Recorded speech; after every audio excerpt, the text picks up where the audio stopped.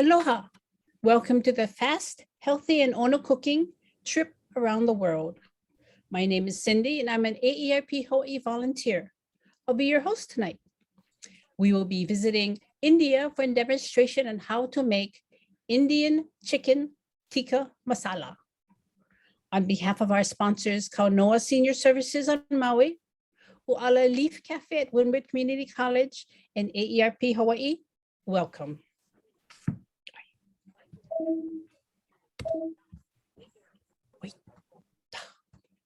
For those of you who are new or maybe unfamiliar with AARP Hawaii, we are a membership organization for people 50 and older. But what we do for everyone. We hope that with this series, you can learn some techniques that you can use to build or maintain a healthy lifestyle. Let's do a quick bit of housekeeping. This is a picture of what you should be seeing at the bottom of your Zoom screen on a PC and Mac, and possibly the top of the screen on an iPad. Everybody is currently on mute. If you want to submit a question or comment, please click on the button that says Q&A and type in your question. I will be monitoring the questions and making sure they get asked. If you're watching on Facebook Live, you may type your questions in the comments. The chat command also isn't necessarily going to be needed unless you want to communicate a technical issue and for participant interaction. Alice Swift, Dave DeWitt, and Shar Saunders are standing by to help. So please make sure you use the Q&A for questions and comments. We recommend that you select speaker side-by-side view rather than gallery view for this presentation. Do this by clicking on the upper right part of your screen where it says view. Once you are in that view, you can change the size of the slides or of the speaker simply by clicking and dragging on the middle bar. Finally, we have added closed captioning to this presentation for those who have difficulty hearing. You can turn this off on your end by clicking on the CC Live Transcript button in the lower right side of your screen and clicking on Hide Subtitle. Now, it is my pleasure to introduce Chef Daniel Swift, who will be leading us through this cooking series. Thanks, Cindy. Can you see me and hear me okay? Let's set this up. You guys good? Sounds good. Okay, awesome. I'll move my mouse. I don't know, is there a button to mute Chef Swift? You don't want to hear. Well, welcome back, everyone. Tonight, as Cindy mentioned, we're doing Tikka Masala, an Indian dish, and we'll go through the spices and stuff. We're making our own, but you can also purchase it already blended and already made. And you can even make variations of the blend yourself, depending on some of the spices that you might prefer over others. So there's sort of three elements to it. One is the spice blend that we'll put together, and it doesn't just have to be used for this. It can be used for a lot of other things. Then we have the marinade, which is a yogurt-based marinade. For tonight, we're using chicken. And then we have the chicken itself and the cooking of the dish, which has the tomato paste, the onions, spices, and the chicken, and everything gets sort of simmered together. So there's those three elements that will come together to make the completed dish. I made a couple notes here. First of all, because of the fact that we're using yogurt, some of you may use yogurts to marinate items, proteins generally. More often than not, it's chicken, but you could do it with pork. You could do it with fish. Fish doesn't have a lot of connective tissue, so you have to be careful, because what yogurt does basically is it contains acids. So those acids will break down the tissues within protein. So it's sort of like protein is almost like a sponge, and it has connective tissue that runs through it. And what this does is help break it down. It also allows it to absorb more moisture. So it's almost like a brine in a sense. So a lot of times you'll see a brine. A simple brine is straight salt water, but you can also add a little of acidity to that. So what happens there is the cells within the proteins will transfer that salted water or spiced or salted water or acidic water into the protein itself, and that increases the moisture. So if you're purchasing in the store, like prepackaged, your probably most common one is like pork tenderloin or turkey breasts that are already pre-cooked or raw and in that vacuum bag, the cryovac bag. Read the label carefully because usually it says not more than 10% salt added. So what happens there is they're either injecting or they're brining, and then the meat absorbs that moisture, which is good in a way because it makes for a more moist product if you cook it properly.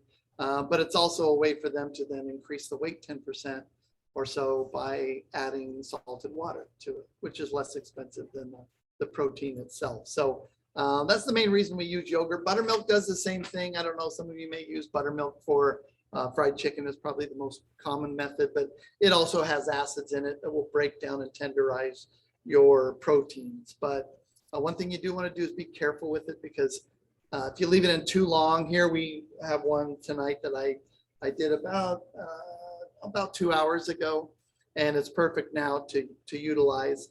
But overnight would be a stretch if you're using something that's tender, like chicken breast. Chicken thigh would be a little bit easier because it has more structure to it, because it can't turn the meat mushy.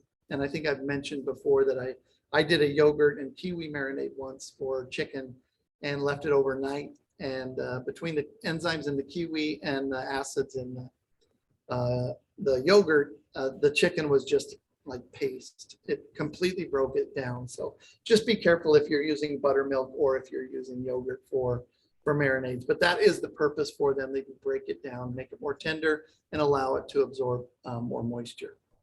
The other thing I wrote was just a little something on the garam masala, which is a spice blend. We have that tonight in our mixture, and we're also adding other spices to it. But it's a blend of spices that's used throughout India. There's no like set recipe.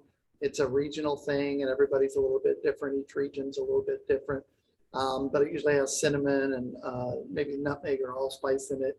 And you can then take that and use it straight, or you can actually add other ingredients to it, like we're going to tonight, to make your own sort of Tikka Masala base. So popular around the world, not just in India, it's all over Southeast Asia, the Caribbean, and everything. And it's similar to some of the blends that we put together over the course of the series that we did in Mediterranean, probably closest to what we had done for the chicken, the Moroccan style chicken, which turned out great. So the recipe went out, and I know that there was a couple different ones, so I apologize if there's confusion tonight. I had submitted an original recipe and we did some modifications to it. So I think one might have gone out and then the other one went out. But the goal and the theory and the techniques are basically the same. One talked about using a rice cooker, using a pressure cooker, other stovetop. So one of the recipes has both on there. But if you follow along with just the technique, it shouldn't be a problem. It's really basically repetition. Everything that we're making now at the tail end after about 100 shows is a repetition of the same techniques, just different approaches to spices and ingredients. And I'm hoping that some of you guys have been following along, cooking along, and learning theoretical cooking practices that will help benefit you in your own kitchen. So don't take that. Alice is trying to grab the spice recipe because she's probably going to type it up. But if you didn't get the recipe, I'll hold it up and then I'll give it to her and she can type it. So we have 9 different spices actually, and then salt, which is not a spice, it's a mineral, right? So we can't count that as a spice. So here's the recipe that I have, and in it we have garlic powder, ginger powder, we've got ground garam masala, we've got cinnamon, the cardamom, all of these are ground. Ground black pepper. I actually took the black pepper and ground it a little finer in my spice grinder because I didn't want it to be in a granular form and to show up. So it's almost like a darker white pepper in that regard. A little bit of turmeric, ground cumin, which is probably one of my favorite spices, and then some ground red chili powder, and then of course the salt. So those are the items that are in the mixture that we have here. And Alice, you can use that if you want to type it up. But that is in the recipe that did go out. So, oh, the other one? She wants the other handout. Sure. Sorry. So simple here, we just mix them together. So the salt, sea salt in this case, the chilies, the cinnamon, the ginger, the garlic. Yeah, go ahead if you have a question. The turmeric, garam masala, the pepper, the cardamom, which I ground up from the pods. Delicious. I love that smell. And the cumin. Perfect. Question about Yeah. your cardamom. Did you say you ground the pod or just the seeds? Excuse me, the seeds. Yeah, we had the seed. Only I took about 12 that we had. I actually had to raid Steve's desk because I couldn't find any in the kitchen. But you can buy it ground already. And you'll notice, like, anytime you're working with all of these different spices, just like some of the other blends that we did through that spice series, it might be better off for you to just buy the ones that are already ground or blends that are already made. You can buy Tikka Masala spice blend already done in a store. And actually, if you haven't been to, there's an Indian, I think it's called the Indian Market. It's right at the corner of Baratania, and right where the park is, kitty corner from Teddy's Burgers over towards Burger King, towards University. So right there, I can't remember what. Eisenberg. Yeah, right on the corner there on the lower level. And it's got all kinds of great stuff that you maybe never seen or worked with or used before. So we've shopped there a few times when we're looking for something unique and special. So they may have that, or you can order it online, already blended and ready to go. And then I always like to taste it. I don't have the excess here to where I can make modifications or adjustments to the blend that I've created here. But at home, if you're making it and taking notes, you can create your own spice blend, which is always great. And they make a great gift as well. So that's set and ready to go. And go ahead, Cindy, if you do have any questions, feel free. And then for the marinade, super simple. I've got some yogurt here. Matter of fact, this yogurt was the firm Greek, slightly higher fat yogurt is what I would normally recommend, but you can find the lower fat one as well. This particular one actually was a coconut yogurt, because I thought, oh, it's going to a little bit of coconut flavor in there, and the use of coconut milk would even be good. So that's the one that I grabbed, and that's what we have here. So I'm simply going to put that in. Very easy. I've got my garlic, and that's just minced garlic. You could crush it and puree it or run it through a garlic press if that works for you. You have one at home. And then I've got lemon juice that I'm going to use. And I always recommend, as you recall, to try to use the zest. If you're putting the juice in, there's no point in discarding the zest. So I couldn't find my zester tonight, so I'm just going to cut the strips off, trying to not remove too much of the white part, the pith. And then I'm going to chop that up and throw it in. So because I want no seeds, I'm just going to use a little strainer, set that on there, and get that lemon juice. So now we've got acidity from the yogurt, we've got acidity from this lemon, and we want to make sure that we're really careful not to let our marinade last too long on our chicken, because it will break down the tissues for it. Okay, quick question. Yep. Can you use regular yogurt instead of Greek yogurt? Absolutely. Honestly, you can use anything. You could use sour cream. You could use buttermilk. You'll see when we start to cook this, there's certain disadvantages to yogurt marinades, but there's also advantages as well. It just depends on the technique that you're looking for. But yeah, absolutely. And then here, I'm just going to cut the lemon zest really fine. I'm going to do little slivers. And I don't mind if these really fine hair-like slivers stay whole, because it'll give me that little bit of lemon zip when I get to biting into the chicken in the finished dish. If you want it smaller or finer, just use a zester or you can come back and hit it a couple times the other direction. Another quick question. Where do you find garam masala? This we got at Chef Zone. It's a little bit larger container, so if you shop at Chef Zone, you're probably familiar with the fact that everything there is in larger containers, but you should be able to find it at your local supermarket, Whole Foods or Down to Earth or something like that in the spice section. And then you can see, there's about 9 seeds in that lemon, so you always want to be really careful. If you're using lemons that have lots of seeds, it's best to use a strainer just to make sure that you get 100% of the seeds out. And then of course we need some of our blend. So we're going to add a little bit of that, set the rest to the side, and then just mix it up. Okay, I have a question from Linda. She wants to know, when you're making your spice blend, can she use fresh garlic and ginger instead of the powder? And if so, how much? That's a great question, Linda. I would say if you're making a spice blend, do not use fresh because it's going to add moisture. And then if it sits out, it'll either, if you're fortunate, it'll dry out and the rest of the spices will absorb it, that it might become pasty. You're better off just adding that garlic fresh like we just did here. So even though there's garlic powder in here, I still added fresh garlic. So fresh items in a spice blend, it introduces that moisture, makes them pasty, and it can allow mold to grow or allow them to clump up more than they already would.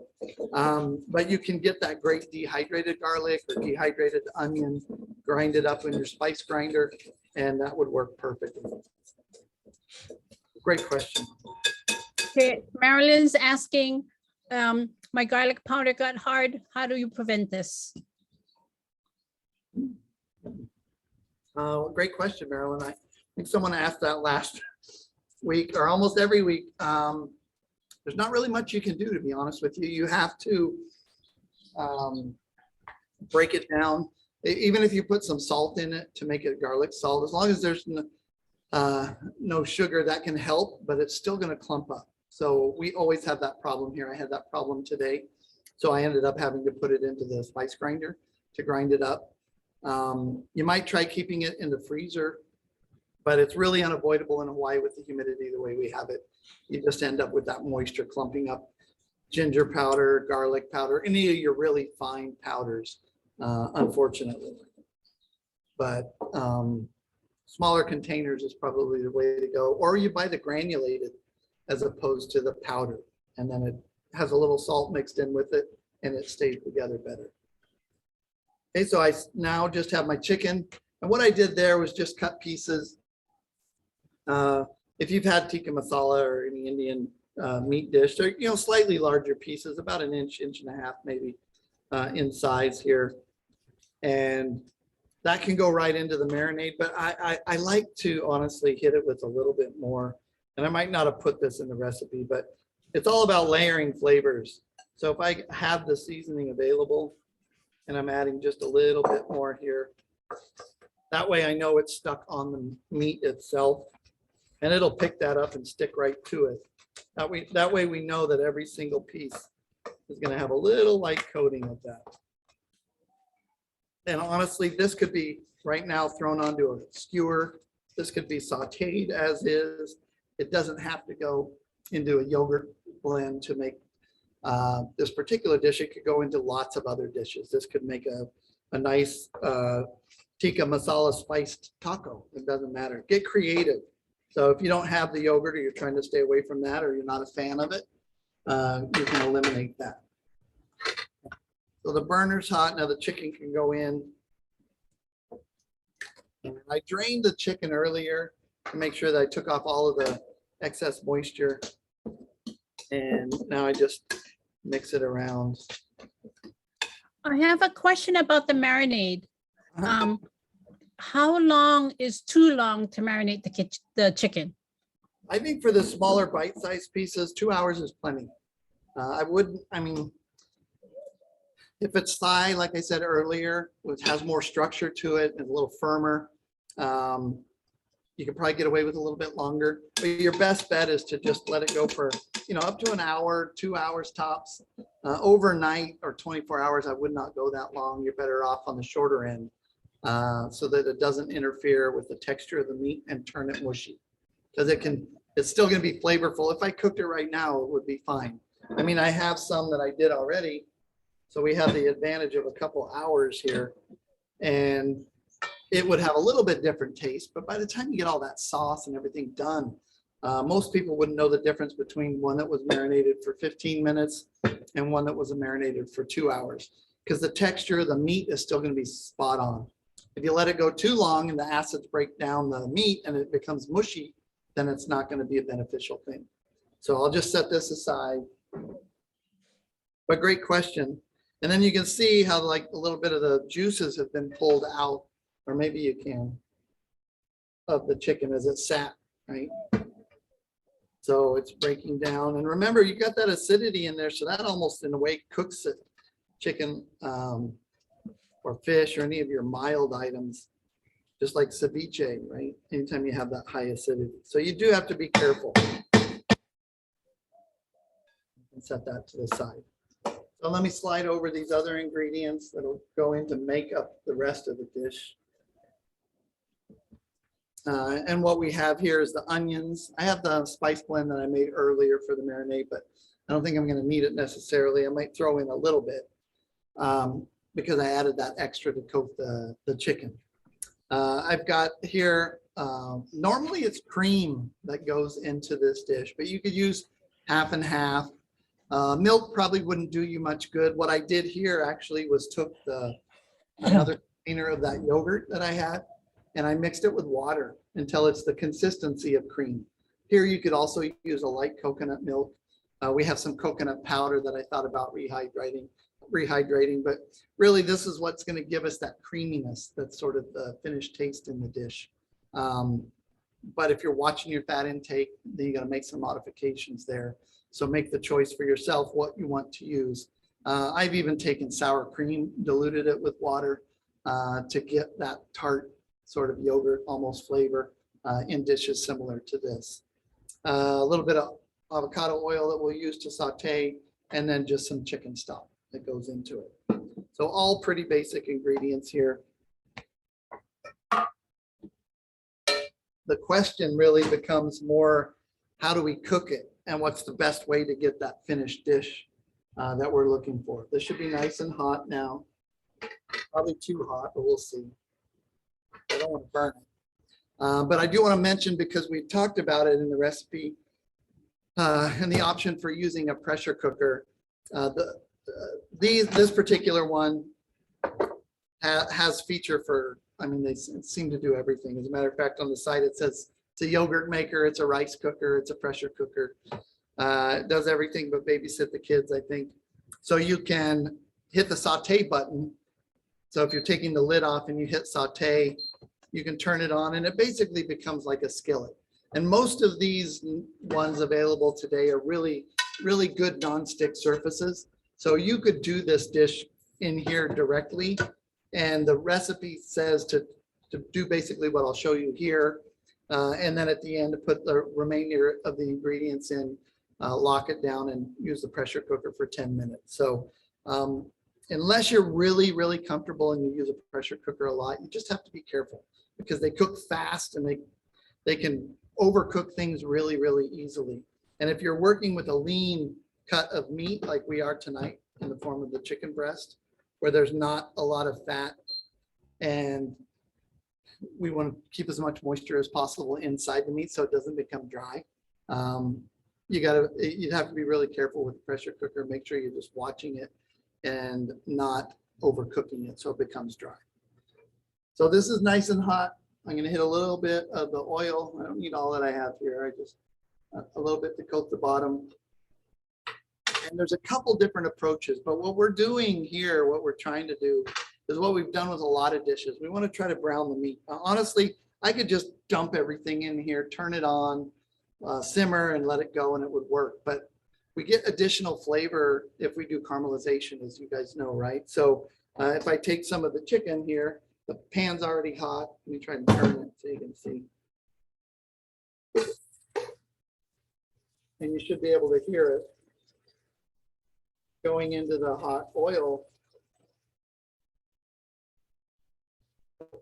Might be able to get most of this in here.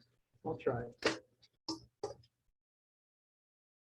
So the thing that I struggle with technique wise in terms of a dish like this is the fact that your sauteing, as we all know, is a dry heat method, right? Where you have high heat, a little bit of oil, and then your product, and the product's always dry.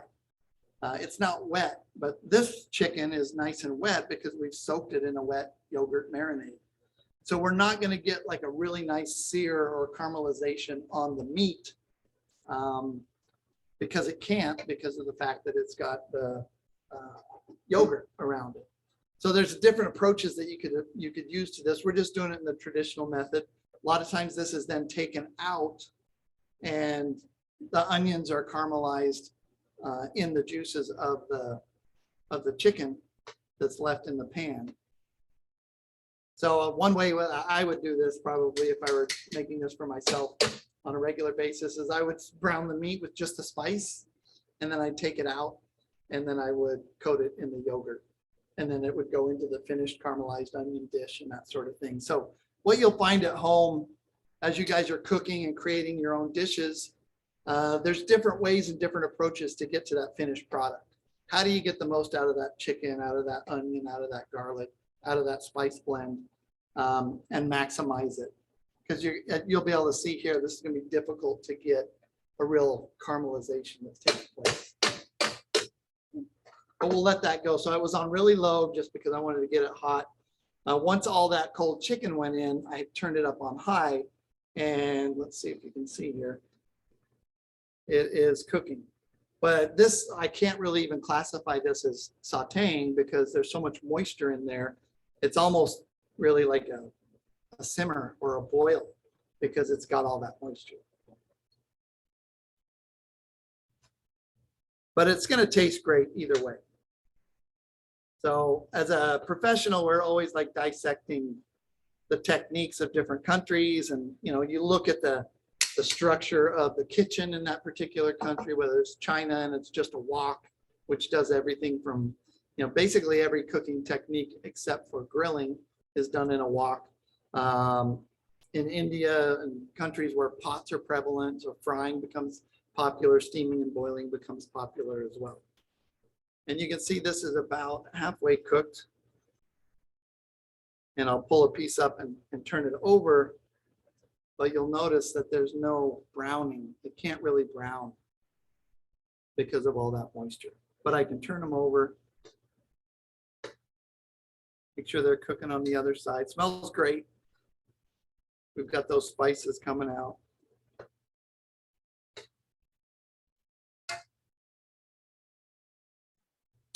Okay, I have a question about the oil. Yes. Jean wants to know, is there a reason why you use avocado oil versus other oils? Well, we only keep in stock olive, regular canola oil, and avocado. So it's kind of neutral in flavor, whereas olive oil is a little bit stronger and it's a little bit better tasting than just straight canola oil. So there's no like particular reason. You could use any kind of oil you want. Matter of fact, some recipes you'll see traditionally are probably called for ghee, which is like butter. You could use butter or a blend of those. So it's sort of totally up to you, but no major reason why, just because we're sort of limited on what we actually carry here. I have a question from Marilyn. She says, when you mix the spice with the chicken, do you refrigerate for 1 hour for the marinade?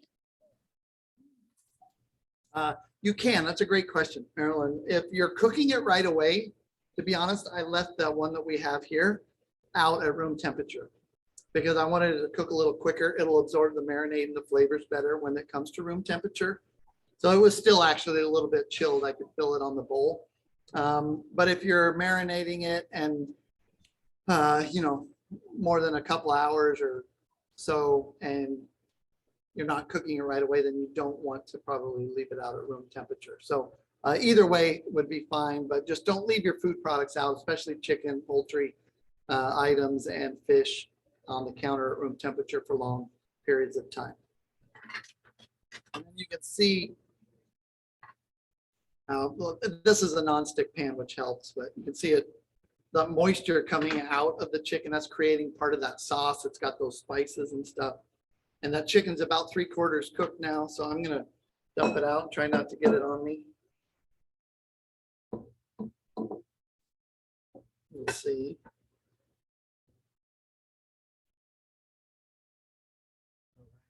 And then luckily, because it's non-stick, I can wipe that out. And I'll still get a little carryover cooking in this. So the reason I'm taking that out is because I want to caramelize my onions a little bit.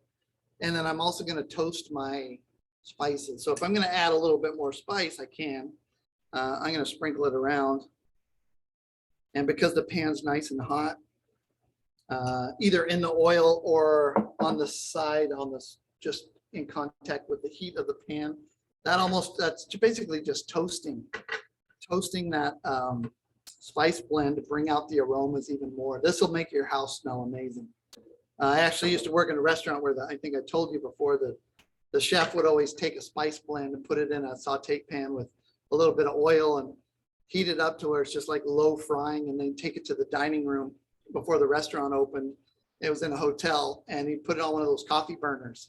So it was right out by the lobby, and the aromas just moved through, and that actually helped bring people in. And I can smell that now. So I'm going to just throw in, it only takes like 30 seconds. And then in go the onions.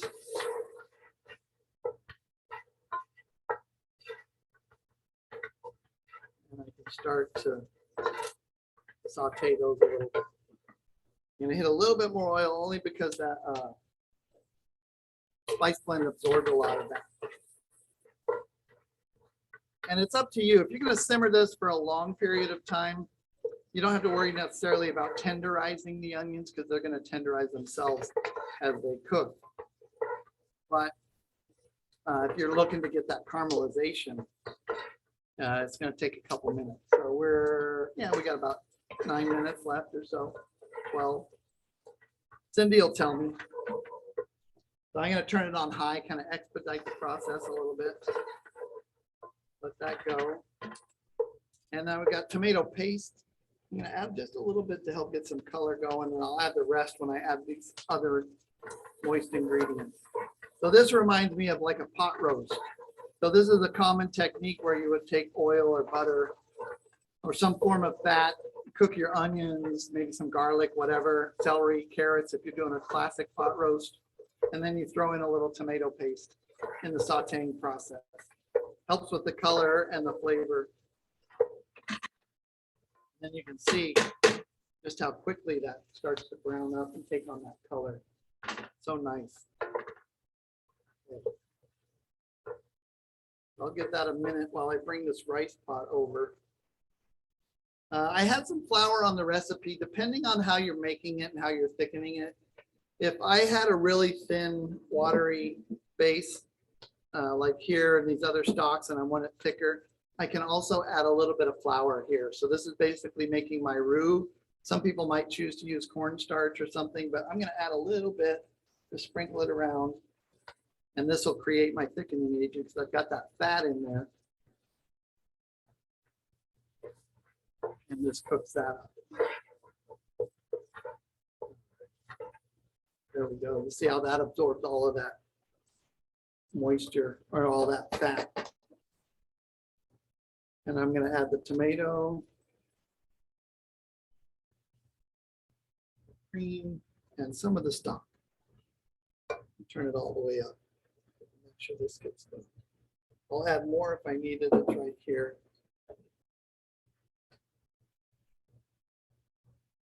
And once this comes to a boil, I'm going to be able to just drop the chicken right back in. And I can check the seasoning at this stage to make sure. Very good. All right. And then the rice that we have listed, for tonight is basmati. And I'm sure some of you are using that at home.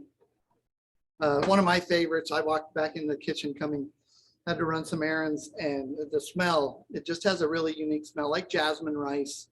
Straight white, short grain rice that we eat pretty much every day in Hawaii is nice too, as is brown rice and whatnot. But the aroma of basmati and the aroma of jasmine and some of the other rices is just a little bit different, a little bit more floral, very tasty. So it's a longer grain rice, and traditionally what you do with this one is you can throw a little bit of butter in when you're cooking it. Usually the instructions are on the side of the dish itself or the bag, however you're buying it. And that can be put in at the end, or in this case, I put just a little pat in the process in the beginning so it melted and cooked in here. And now I just need to fluff it up a little bit. Use a spatula. And this was just a couple cups. This ratio was listed on the instructions as 2 to 1. I made a batch earlier and it was too wet, so I did 1.5 to 1, and this seems to be about perfect for what I want. The other one still tasted great, but I like it a little fluffier. I didn't like it. It seemed to be a little too sticky for me. Question, what is that you said you put on the rice before you mixed it up? Butter, just butter, or margarine, or it's cooked with it. Traditionally, that's the way you would find that rice served. But it's not necessary. You don't have to put that in. And you can see as this is coming to a boil, that's a great question. It's thickening up.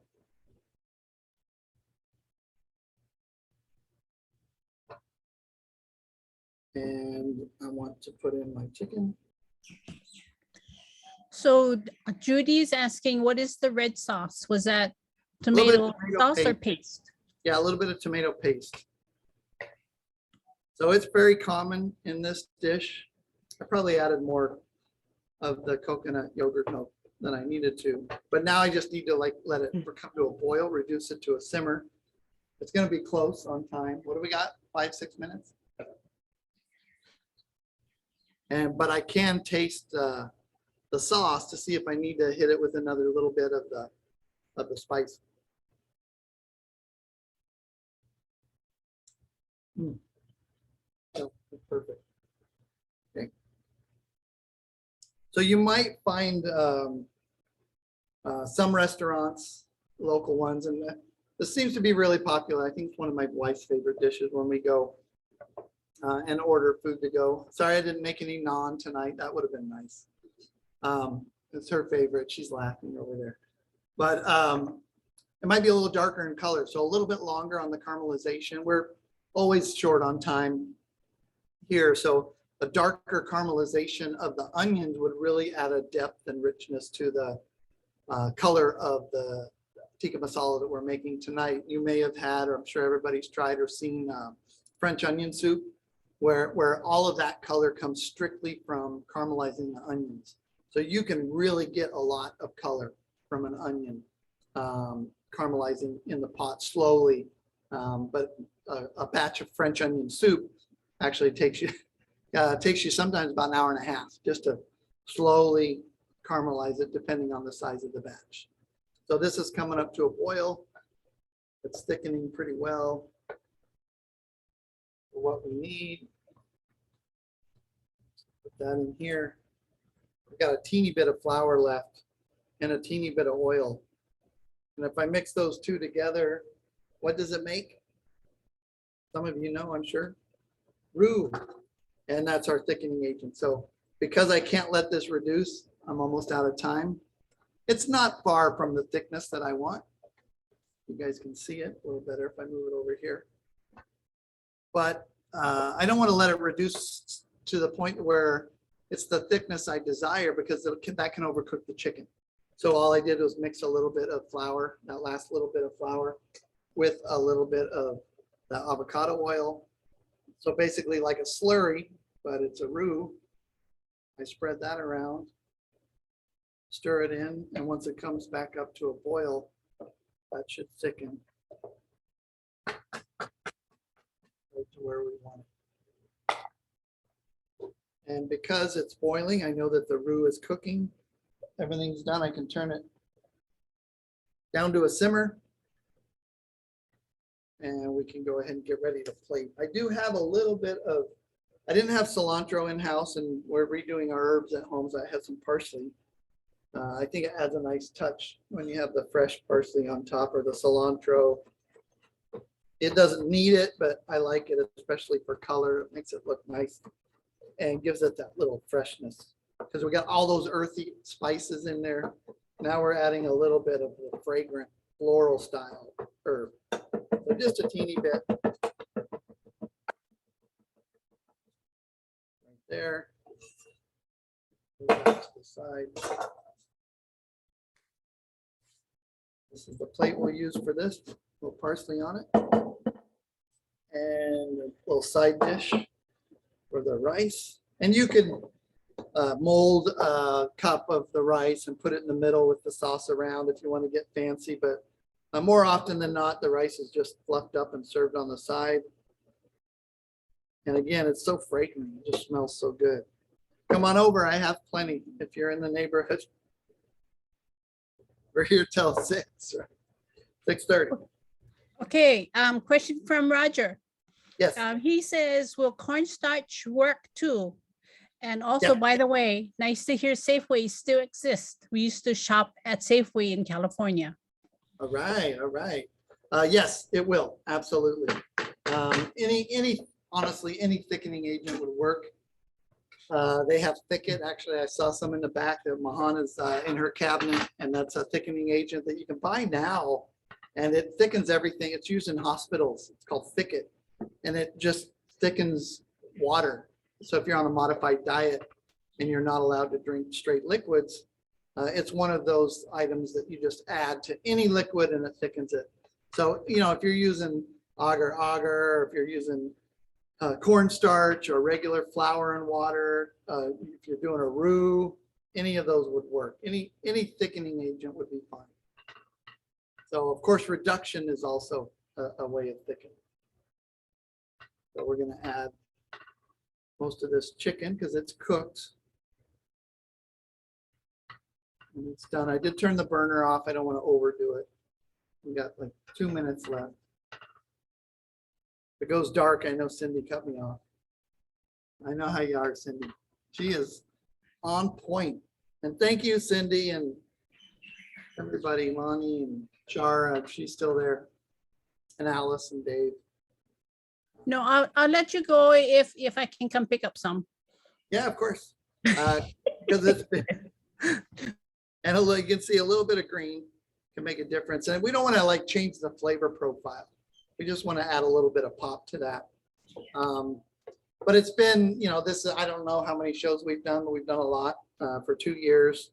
And next week will be our last show for a while, at least through the end of the year. So, you know, everybody that's watched and tuned in is tuning in tonight. We can't thank you enough for supporting AARP and Fast, Healthy, and Ono Cooking. It's been a lot of fun.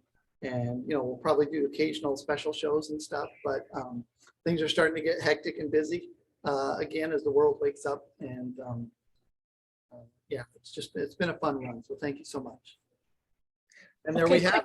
Right, quick question before you leave. Yeah. Sandra wants to know, could you reduce the sauce before adding the chicken back in? Sandra, you just graduated. Absolutely. You can. And that's the thing. If you look at the techniques and the approaches to this type of dish, or a lot of the other dishes we've covered and some of the ones we haven't, I like that thought process, right? We try to break it down. What are the different approaches? Could I skewer this chicken after I season it with the Tikka Masala blend that we make or we buy, and grill it on the barbecue and then serve it with the sauce that I made separately on the side? Absolutely. You know, so you have the traditional approaches, and then you also have the creative approaches that you can utilize. So you definitely can do that. And I encourage you to get creative and try to come up with some techniques like that. So what I would do is right now, even take out the rest of this chicken because it's done. I don't want to cook the chicken anymore. and then I could reduce it and it would be ready to go. Any other questions? Well, Judy wants to know how we can access the previous recorded shows, but I'm hoping maybe somebody else can tell her. But I'm also hoping for you, maybe something for Christmas, I some think kind of they're Christmas on, baking. yeah, maybe. I think they're on YouTube, right? No.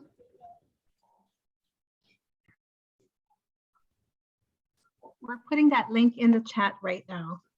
Okay, so they're on that. And yes, probably, more than likely. We haven't had that conversation yet, but I'm sure you'll see me again. And I actually joined AARP today. They got a great special going on right now. 5 years for like $45, and you get a little travel luggage thing. So yeah, we're members now, and we're part of the community. I'll still be here at Windward and partnering with AARP for all kinds of stuff. So yeah, keep your eyes peeled. Sure, we'll be around. Thanks, Judy. Appreciate the photos too. All right, any other questions? No, and I want to say mahalo. I've learned lots of good techniques from you and lots of good recipes, and I have them all in my little file folder. Hopefully, I'm gonna. Though the chicken adobo was my favorite. Oh, good, good. Yeah, we've had quite the adventure. Some great recipes and good techniques and trying to make things healthy, and even the substitutions on the cream. So those little changes in traditional recipes can make all the difference to make something a little bit healthier. Awesome. Well, thanks, Cindy. Mahalo to you. Mahalo to all our AARP volunteers. Mahalo to your wife. And also mahalo to everybody who has been so loyal coming in and watching all of this and learning so much. Aloha. Ahui ho. Aloha.